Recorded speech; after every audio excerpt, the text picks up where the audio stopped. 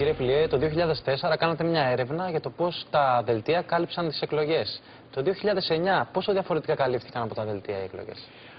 Μιλάτε για τις ευρωεκλογές, Ναι. υποθέτω. Ναι, αυτή τη στιγμή βρισκόμαστε στη διαδικασία υλοποίησης της έρευνας. Δεν είμαστε σε θέση ακόμα να δώσουμε κάποια στοιχεία, τουλάχιστον τεκμηριωμένα. Ωστόσο, όμως, από τις πρώτες παρατηρήσεις που έχουν γίνει, μπορώ να σας πω τα εξής. Καταρχήν, αυτό το οποίο φαίνεται ότι επικράτησε στην τηλεοπτική ενημέρωση των Ελλήνων για αυτή την προεκλογική περίοδο είναι ότι τα θέματα ήταν αποκλειστικά ή σχεδόν αποκλειστικά ελληνικά ή ελληνικού ενδιαφέροντος. Δηλαδή, έλειπε η ευρωπαϊκή διάσταση από τις ευρωεκλογές ή τουλάχιστον από την τηλεοπτική κάλυψη των ευρωεκλογών. Πρέπει όμως να σημειώσω εδώ κάτι που έχει ενδιαφέρον. Παρότι εμφανώς τα θέματα ήταν ελληνικά, στην πραγματικότητα πιστεύω ότι ποτέ άλλοτε τα θέματα με τα οποία ασχοληθήκαμε δεν ήταν δεμένα με την Ευρώπη όσο τώρα. Τι εννοώ? Εννοώ ότι αυτά με τα οποία ασχοληθήκαμε είναι η οικονομική κρίση, η επιπτώση της οικονομικής κρίσης στην απασχόληση, η επιπτώση της οικονομικής κρίσης στο δανεισμό και αλλού. Και ασχοληθήκαμε με αυτά όπως εκτιλήσονται στην Ελλάδα. Με την ανεργία που υπάρχει στην Ελλάδα, με την κρίση στο δανεισμό που υπάρχει στην Ελλάδα, με την εγκληματικότητα που υπάρχει στην Ελλάδα. Ωστόσο όμως, τα φαινόμενα αυτά όπως αναπτύσσονται στην Ελλάδα είναι άρρηκτα συνδεδεμένα με το γεγονός ότι είμαστε υποχρεωμένοι ως χώρα να ακολουθήσουμε το σύμφωνο σταθερότητας, ή τουλάχιστον αυτά τα οποία προβλέπει το σύμφωνο σταθερότητας. Και έτσι, ενώ στην πραγματικότητα τα θέματα με τα οποία ασχοληθήκαμε ήταν πολύ συνδεδεμένα με τα ευρωπαϊκά, εμφανώς τουλάχιστον αυτό δεν επικράτησε. Αν κανένας δει τις ειδήσεις αυτής της περίοδου, που είναι περίοδος προεκλογική για τις ευρωεκλογές, δεν υπάρχει η ευρωπαϊκή διάσταση. Είναι πάρα πολύ μικρή, μικρότερη βεβαίως, οπωσδήποτε πολύ μικρότερη από άλλες ευρωεκλογές, από άλλες δηλαδή προεκλογικές περίοδους. Και πρέπει να σας πω ότι το ίδιο φαίνεται ότι συνέβη και σε άλλες χώρες, μόνο που βεβαίως τα μεγέθη είναι διαφορετικά.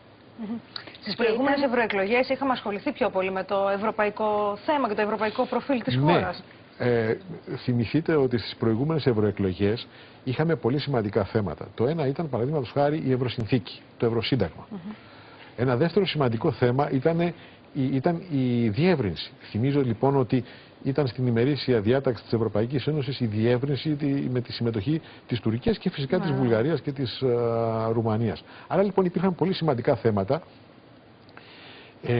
και μάλιστα πρέπει να πω ότι εκείνη την περίοδο το γεγονός ότι είχαν διεξαχθεί και εθνικές εκλογές, όπου η στρατηγική βεβαίως κάποιων κομμάτων σε εκείνες τις εθνικές εκλογές αλλά και τις ευρωπαϊκές ήταν η ανάδειξη των μεγάλων θεμάτων, δηλαδή των Ολυμπιακών Αγώνων, των σχέσεων μας με την Ευρώπη,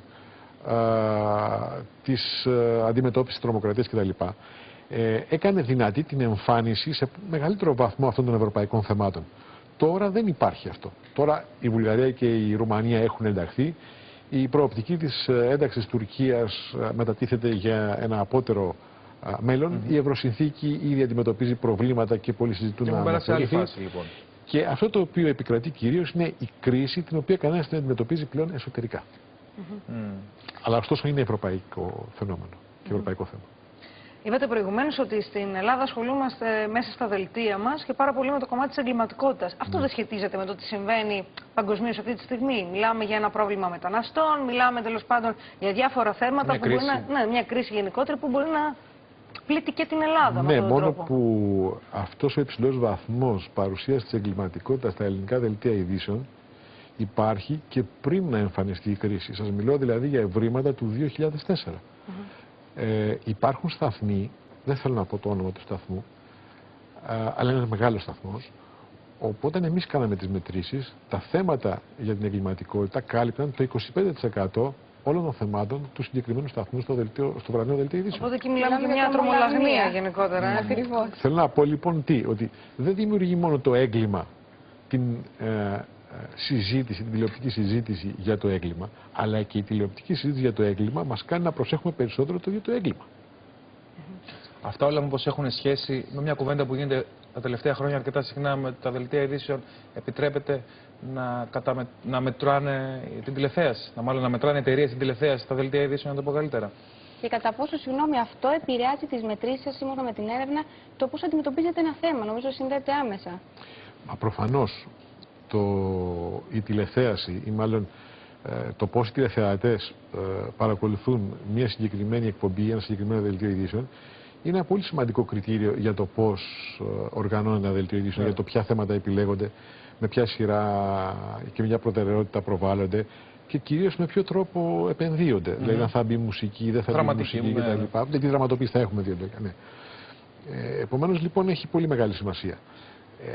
Η ιδέα που υπάρχει και εφαρμόζεται εν πωλής είναι να τεθεί εκτός αυτού του συναγωνισμού ή ανταγωνισμού το κομμάτι των ειδήσεων. Εγώ προσωπικά το θεωρώ αυτό σωστό.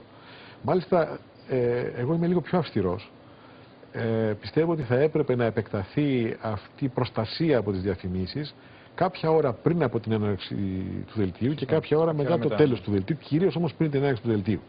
Διότι ακόμα και στο παραένα, δευτερόλεπτο παραένα εννοώ, ξέρω ότι βγαίνει και το ρολογάκι με το λογότυπο μιας εταιρείας μέσα και λίγο πριν αρχίσει το δελτίο ειδήσεων έχουμε παρούσα τη διαφήμιση. Εγώ νομίζω θα έπρεπε να επεκταθεί αυτό το. Άρα το αποτέλεσμα το ότι έχουμε 25% με πολύ μεγάλα ποσοστά εγκληματικότητας στο δελτίο, θέματα που έχουν να κάνουν με την εγκληματικότητα, έχει να κάνει μάλλον και ότι ο κόσμος το βλέπει αυτό. Για να επαναλαμβάνεται με αυτόν τον ρυθμό. Κοιτάξτε να δείτε, το θέμα της εγκληματικότητας είναι τεράστιο. Εγώ δεν είμαι εγκληματολόγος και φυσικά δεν μπορώ να θίξω το θέμα της εγκληματικότητας. Αλλά αυτό το θέμα έχει δύο διαστάσεις. Το ένα έχει να κάνει με την πρακτική όψη του θέματος. Δηλαδή, κάποιος ζει σε ένα περιβάλλον όπου υπάρχει εγκληματικότητα και αυτό τον κάνει να το παρακολουθεί με ένα ενδιαφέρον, το θέμα της εγκληματικότητας εννοώ. Ωστόσο, όμως, αυτό δεν συμβαίνει συχνά. Δηλαδή, δεν συμβαίνει στον καθένα μας να βρεθεί μπροστά σε μια εγκληματική ενέργεια. Κάποτε, πριν από μερικά χρόνια, υπήρχε ο βιαστής με το κατσαβίδι.